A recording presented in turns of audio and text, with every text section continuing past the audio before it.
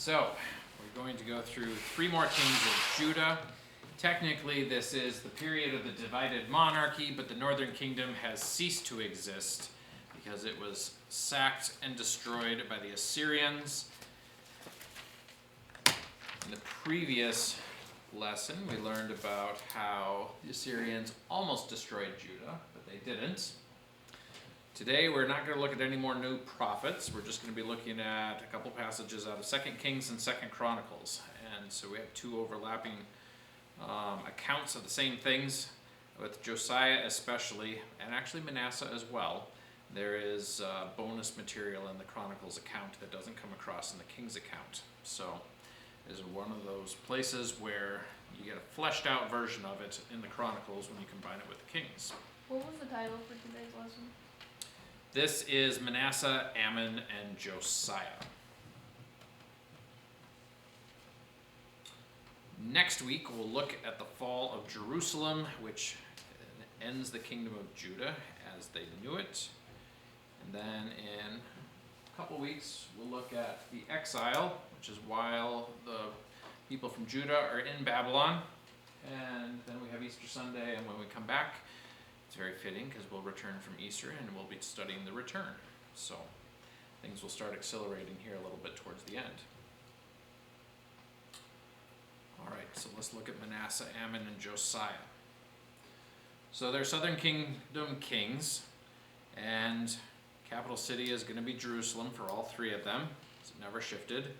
Manasseh ends up with the longest reign of any of the kings of Judah. He was only 12 years old when he became king, and he sits on the throne for 55 years. Yeah. Considering the guy, it's really shocking that he was there that long. Josiah was the next longest king. He had reigned for 52 years. He's the one who tried to offer incense and died of leprosy. He was doing so good until then. Manasseh was the opposite. He was mostly evil. Wait. Yep.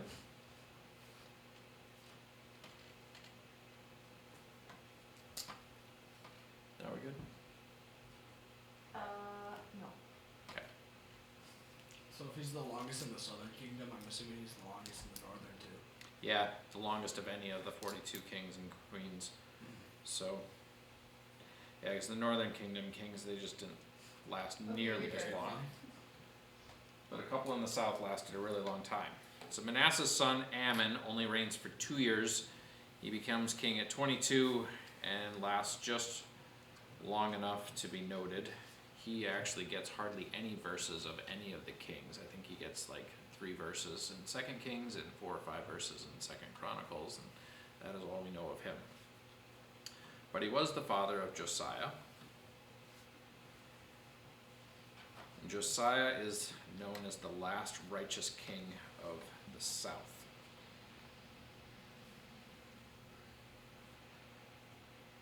He was also one of the youngest kings. Only Joash was younger. Joash became king at the age of 7, but he had a high priest helping him rule for the first several years. Josiah was 8 years old. I don't think he had a high priest, at least not in the same capacity. But anyway, these 3 kings take us 88 years, so almost a full century. And it starts off with a massive turn towards wickedness. So you remember Hezekiah had gone opposite direction from his father, Ahaz, who had gone the opposite direction from his father, Jotham. So Jotham was a righteous king, but the people were starting to turn away. Ahaz becomes a very wicked king, the most wicked king of the of the south up to that point. His son Hezekiah does a complete about-face, and then Hezekiah's son again does an about-face. So Manasseh is now the most wicked king of the south up to this point. He rivals Ahaz. He does have a few redeeming points by the end of his life. But he rebuilds the high places that Hezekiah had torn down. He rebuilds the Asherah poles. He erects altars to the Baals. Erects altars to the starry hosts in the temple, which is what his grandfather Ahaz had done. And he practiced child sacrifice, which was not common amongst all the kings. And so this is like a new low. And also sorcery and witchcraft. And one of the most significant accusations against him is that he filled Jerusalem with innocent blood, which is the opposite of the verse in Micah, loving justice or doing justice. He's the king and he's the judge, and he's taking the innocent and he's executing the innocent and letting the guilty go free.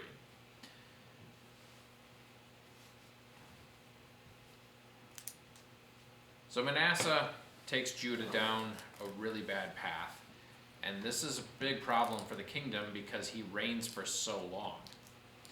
Now, while he's king, God sends the commander of the armies of Assyria, and he ends up getting captured and taken prisoner, and he's carted off to Babylon. And this actually is in fulfillment of the word of the prophet to Isaiah, when Hezekiah had shown the envoys of Babylon all of the treasures in Jerusalem. Isaiah said everything they saw is going to be taken off to Babylon, and this happens in Manasseh's reign, just as Isaiah the prophet spoke. Now, interestingly, at this time, Babylon is a vassal state of Assyria. It's not an independent kingdom, although shortly after this it does gain its independence from Assyria because the Assyrian Empire goes into decline.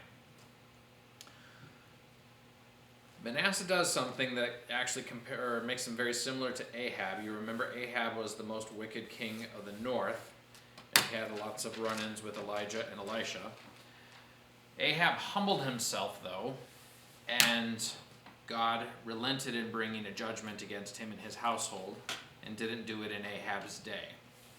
Manasseh, too, humbled himself after he was carted off to Babylon, and somehow, it's not explained how, he gets restored to the throne in Judah. So the interesting thing about Manasseh's reign is he is reigning for 55 years. We know he starts off quite wicked. At some point, we don't know how old he is, he's captured, taken to Babylon, humbles himself in Babylon, gets restored to the throne. Once he's restored to the throne, then he starts undoing some of what he did, but it's not a full about-face, as we can discern later in Josiah's reign. He gets rid of the foreign gods and the altars, but people continue sacrificing on the high places. So it's a notch back upwards in the right direction, but it's not a full restoration to the zeal of Hezekiah's day. They're not worshiping in the temple only, they are worshiping wherever they see fit. So this ends up becoming the beginning of a very dark period. And remember, at the beginning of Manasseh's reign, he likely executed Isaiah the prophet, and that was the end of Isaiah's prophesying. Now his son Amon becomes king next. He doesn't humble himself, and he ends up getting assassinated by his officials. He reigned just long enough to get killed, and he was only 23 or 24 when he died.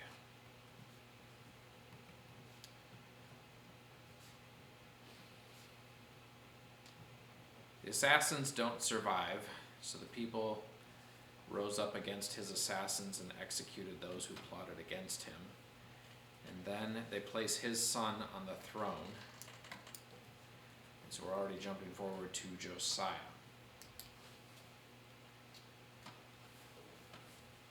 Now, just to put this in perspective here, when Josiah takes the throne, Judah has been walking away from God or not following him faithfully for at least 57 years. The Assyrians attacked them again and broke into Jerusalem, presumably, or somehow were able to capture Manasseh. The king carted him off. So they've been definitely reduced and humbled. But 57 years isn't about 2 generations gone by. So when Josiah takes the throne, there's hardly anybody left around who remembers the days of Hezekiah. And so there's a spiritual darkness that is hard to fully fathom because we're used to having 60, 70, 80-year-olds around who can remember the days way back when. And they just didn't have that many people in the population who lived that long.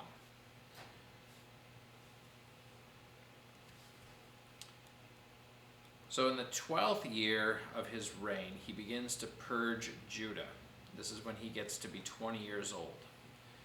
And so at this point, it's been almost 70 years since the kingdom of Judah has actually sought the Lord. But he starts doing that, and he gets rid of the high places, the Asherah poles, all the carved idols and the cast images, and he gets rid of the altars of Baal, and he purges even the land of the northern kingdom. He goes up into the territory that had been Manasseh, Ephraim, Simeon, and Naphtali, which is interesting because Simeon's to the south, but it says Simeon. And he purges their areas. He destroyed the altar at Bethel. And remember, this was something that the man of God from Judah prophesied to Jeroboam the first, the one who instituted the calf god worship, that someone from the south named Josiah would come and destroy that altar and burn human bones on that altar. And what Josiah did is he dug up the cemetery that was nearby there and took all the human bones and burned it on the altar so it would be defiled and desecrated and no longer usable for pagan worship. And they actually found the tomb of the man of God there, and they said, nope, this is the guy who prophesied you would do this. So they left his bones in place. That's one way to make a statement. Yes. Yeah, they had really interesting ways of making statements, like you take a temple of Baal, tear the thing down, burn it, and then turn it into a public bathroom. Like, yes, that'll do. So 18 years into his reign, he begins repairing the temple, and Hilkiah the high priest finds the book of the law, which implies that they haven't known where it is for a really long time. This is now going on 75 years since Hezekiah was king in Judah. So 75 years without the book of the law. Can you imagine a society without any reference or trace of the Bible after 75 years, what it might turn out to be like? Yep, so that's Judah at this point in time. So Hilkiah the high priest finds it, and he's like, oh my goodness, and shows it to Shaphan the secretary. Shaphan reads it, and he's like, oh my goodness. And so he takes it to the king, and they report, oh, the temple construction and repairs are going really, really great, and we found the book of the law. And so then Josiah's like, please read it to me. And Josiah hears it, and this is presumably Genesis through Deuteronomy. And as he hears it read to him, he tears his robes and seeks the word of the Lord. And Huldah the prophetess is the one who prophesies what the Lord says, and says, disaster is surely going to come on Judah because of all your sins. So Josiah and the high priest and the secretary are looking back on the previous 75 years and being like, we really have it coming to us. Especially since they remembered all of the innocent blood that Manasseh had filled Jerusalem with. And it actually says in one of the prophets, I think in probably Jeremiah, God did not forget that. But this is Josiah, and he's the one who's responding at this moment in time.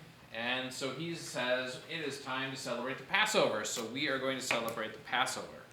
And it says they celebrated the Passover with such gusto that it had not been observed like that since the days of Samuel, which would be all through the reigns of Saul, David, Solomon, and all the kings of the north and the south. So they celebrate this massive Passover, and they invited people down from the north that were the remnant there as well, if I remember correctly at least. Then at the end of Josiah's reign, Pharaoh Necho marches out to fight against the Babylonians, and this is actually known in secular historical accounts because Egypt and Babylon were the two superpowers that arose in the ashes of the Assyrian Empire. And unfortunately for Judah, Judah was the front lines of the war between the two of them. And so we're going to see Judah passing back and forth between Egypt and Babylon like a plaything, sort of. But anyway, God commands Necho, and Necho warns Josiah, don't fight against me, because my fight is not with you. My fight is with the Babylonians, and Lord your God told me to go fight him." Josiah does not believe the king of Egypt. And honestly, I don't know if I would have believed the king of Egypt either, but he feels very threatened because a large Egyptian army is trying to march through his land. So Josiah goes out to battle. He gets wounded in the battle and dies from his wounds back in Jerusalem. So then Josiah, the last righteous king of Judah, passes away. And it goes downhill really fast for Judah from this point forward. There's a lot of kings die from battle wounds. Yep. Probably because they don't have very good health care. Is what I'm guessing. Might also have something to do with being general of the army and always in the fight. Yeah, that too. The occupational hazard of being king is the army expects you to be there and you should be at the front of the army. And they weren't exactly clean. Yep. Hygiene was different. The Romans really improved actually the chances of survival from those types of flesh wounds and things like that. Yeah, but all right, so we are going to shift gears here and go into something that I call mountaintop prophecy. And we're going to look at how we can interpret some of the prophetic passages of the Old Testament. Now, we've been memorizing minor prophets, but there's also major prophets. Isaiah, Jeremiah, Lamentations, Ezekiel, and Daniel. And throughout all of these, and we have 17 prophetic books in the Old Testament, there's all kinds of riddles that are difficult to tease out and explain. One of the lenses through which that we can view and understand Old Testament prophecy is the idea of a mountaintop. Now, this photo illustrates your view from a mountaintop. You see the next mountain, and you can see the mountain beyond that, and the mountain beyond that, and then the one behind that, and then there's a distant ridge line. And once you get to the far back, it becomes a little more tricky to tell how much distance is between the various different mountains. How big is the valley in between? Now, the first valley, you can see actually a little bit of it. Not all of it, because there's one mountain peak obscuring it, but you can see a good chunk of it. And this is a really good way to illustrate what the prophets saw in their perspective on future events. You see, we usually think that they got like timeline view of historical events, but I think this is a better perspective on how they could see events in the future, and I'll illustrate what this looks like. See, this is the way we would prefer to see it. This is an aerial photo of the Atlas Mountains in Morocco, and as you can see, let me see if I can get my pointer here working. There we go. So let's just say you're on this mountain ridge here. You can see the valley in front of you and the next mountain ridge. And then you can see there's another mountain ridge over here. And you might be able to tell that it's a pretty good distance, and so there's a pretty fair valley in between it, but you can't actually see what's in the valley. Everything that's in the valley is hidden. But you can see the next mountain ridge. And the next one, these two actually might look like they're the same mountain ridge because they're really close to each other. And so in the distance, they're not going to look like they're very far apart. So you might not even be able to tell if there's anything in between there. And then if you keep going, you've got another huge valley until you get to these mountain ridges. Some of these mountain ridges are probably so short you can't actually see them from the high point of the other one. So as you can see, aerial view, you can see an awful lot more. And this is kind of like a historical perspective. Like I gave you a timeline, you can see all the events laid out in history without missing any of the small ones if you want to dig into the nitty-gritty and the detail. But this is usually what we seem to see in the prophets. I'm going to give you an example here so you can see what I'm talking about. And this is looking forward a few weeks. We'll come back to Daniel chapter 11. But Daniel is one of the major prophets, and he's a prophet during the period of the exile. So we're going to learn about him in the future, but foreshadowing what's coming. Daniel prophesies during the Babylonian Empire about the empires that are going to come after the Babylonian Empire. So in Daniel 11, verse 2, it says, "And now I will show you the truth. Behold, 3 more kings shall arise in Persia." think he gave this when Cyrus was the king in Persia. It says, then a fourth shall be richer than all of them, and when he is become strong throughout his riches, he shall stir up all against the kingdom of Greece. So he sees 4 kings, and the fourth one is this Xerxes the First, who in 480 BC launches an invasion of Greece. Large army drawn from the entirety of the empire, and so it's all the world. It doesn't include the Chinese, but it actually does include people from India, and it's all the known world. He ends up getting defeated in a naval battle and then a land battle, and so he's not able to conquer Greece. But he did stir up all the world against the kingdom of Greece. The very next verse, Daniel 11:3, says, then a mighty king shall arise, who shall rule with great dominion and do as he wills. And as soon as he is arisen, his kingdom shall be broken and divided toward the 4 winds of heaven, but not to his posterity, nor according to the authority with which he ruled, for his kingdom shall be plucked up and go to others besides these. Does anybody know who this references? Alexander the Great. Right. This is Alexander the Great. He's not even a Persian. Daniel goes from great Persian king, next king is actually Macedonian, which is Greek in culture, but is technically a different kingdom. And it's 150 years later. So we have this giant prophetic valley that Daniel doesn't see, but we can see looking back in history from like the aerial view of what actually transpired. So this is actually what happens in between the mighty king Xerxes and Alexander the Great. This giant prophetic valley, you have Artaxerxes the First, Darius the Second, Artaxerxes the Second, Artaxerxes the Third, Artaxerxes the Fourth because creativity was not valued, and then Darius the Third because we got to go back to that, right? And Darius the Third is the last king of the Persians, and you really don't need to know all of these names in their list, and this will come back around at least twice more in the next few months. But this is just giving you an illustration of all the people that the prophet could not see because they were hidden from view by the greatness of Xerxes the First, and then behind Xerxes the First, he could only see the next greatest or next greater king, who actually ends up being Alexander the Great. Does this make sense? Yes. Okay. So now we're going to apply it to things that have not yet happened. You got enough, Maddie, or do you want all the details? What's it goes from Artaxerxes to who?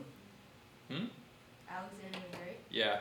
Okay. Alexander the Great's the next big one. That's all I need. Okay. So we're going to go to the book of Isaiah. Isaiah 65 and 66 are famous passages of the Old Testament that confused people in Jesus' day because they didn't know what he was talking about. And it was only after the revelation of John that people were able to start understanding what was maybe being referenced. So Isaiah starts here in verse 17. He says, "For behold, I create new heavens and a new earth, and the former things shall not be remembered or come into mind." Now, from what you have learned in other church settings and such, what does this sound like? The new heavens and a new earth. Kind of like the New Jerusalem. Right, New Jerusalem. At the very, very end of the book of Revelation, John says he sees a new heaven and a new earth, and New Jerusalem is coming down out of the new heaven onto the new earth.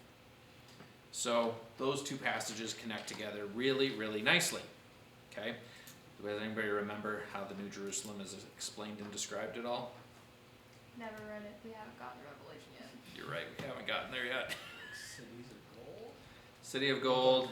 Isn't there like a river of life in Yep, there? river of life going down there. Clutch Will. It's been a while, but I've read Revelation. It's a good book. It's a good book. I've read some of it. Yep, it's really fun because Revelation 21 and 22 kind of reflect the Garden of Eden in Genesis 1 and 2. And so you have the tree of life all of a sudden make another appearance. It's been like missing from the Bible ever since Genesis chapter 3. And all of a sudden it reappears at the very end of the book, and we have access to it, and it's growing on either side of the river of life that's flowing from the throne room of God himself. There's like so many ways to interpret it. Like all the like the Discovery Channel or all the secular sources have no idea what to do with it. So they just like, oh, the angels, you have 20 eyes and be a floating orb. It's like there's so many ways to interpret it. It's so Yes. fun. Next verse in Isaiah. But be glad and rejoice forever in that which I create. For behold, I create Jerusalem to be a joy and her people to be a gladness. Similar theme, similar scene. I will rejoice in Jerusalem and be glad in my people. No more shall be heard in it the sound of weeping and the cry of distress. What kind of parallelism do we have going on there? Yep, synonymous parallelism, where you have two ideas coming across in different ways. No more shall be heard the sound of weeping or the cry of distress. And this next verse throws everybody. No more shall there be in it an infant who lives but a few days, or an old man who does not fill out his days, for the young man shall die at 100 years old, and the sinner 100 years old shall be accursed. What is going on here? Do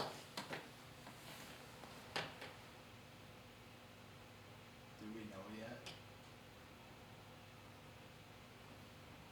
Does this line up with the new earth and the new heaven?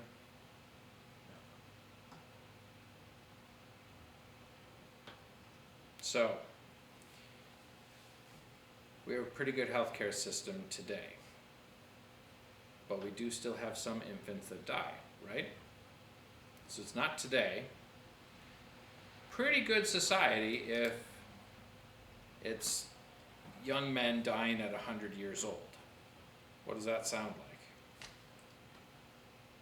It sounds like Noah's time.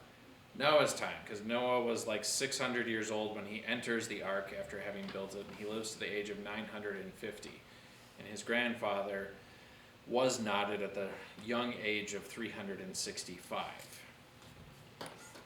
So we definitely have something going on here, but if you remember, if you read in the book of Revelation, death and Hades were no more, and then God reveals the new heaven and the new earth, and there is no death, and nobody's crying there because there's nothing to cry about. But here we have people dying at a mere 100 years old.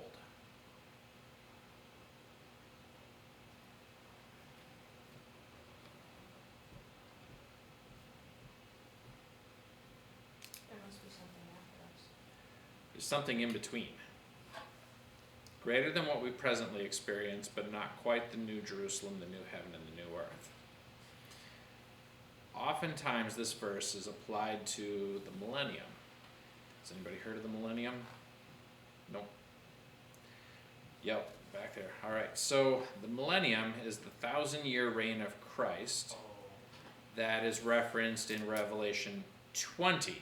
Short of 21 and 22, where we have the new heaven and the new earth, but Jesus reigning on earth is an awful lot better than what we presently experience. And it's thought that it'd be good enough on earth that people will be able to live well past 100 years again, but you still have death because death has not been defeated yet. But in Isaiah's day, they didn't know that was coming. So they see the two things superimposed at an enormous distance, and they can't differentiate prophetically between the two. So as he's scanning the prophetic horizon, so to speak, he sees these two things, and they're not at the same time. If you look at them in a timeline, they've got distance in between them. But from his view, they're right up next to each other, indistinguishable. So this is another example, I believe, because we haven't happened yet, but I believe, of prophetic mountaintop view of prophecy. And he continues, they shall build houses and inhabit them, they shall plant vineyards and eat their fruit, they shall not build and another inhabit, they shall not plant and another eat, for like the days of a tree shall be the days of my people, My chosen shall long enjoy the work of their hands. This could be either or both. But if you go through the whole rest of Isaiah 65 and 66, in light of what we see at the end of Revelation, it looks like this passage superimposes two distinctly different periods that are yet to happen, but are described separately in Revelation as a single event in time. So, this is an application of that way of interpreting prophecy. Some of them we can nail down, like Daniel, where we can see historically, this is what he saw before it all took place, this is how it panned out. You can see there's definitely clearly something he missed in the middle there, and that doesn't mean that he was inaccurate or incorrect, just hidden from view would be the better way to look at it. Make sense? Yeah. All right. Any questions?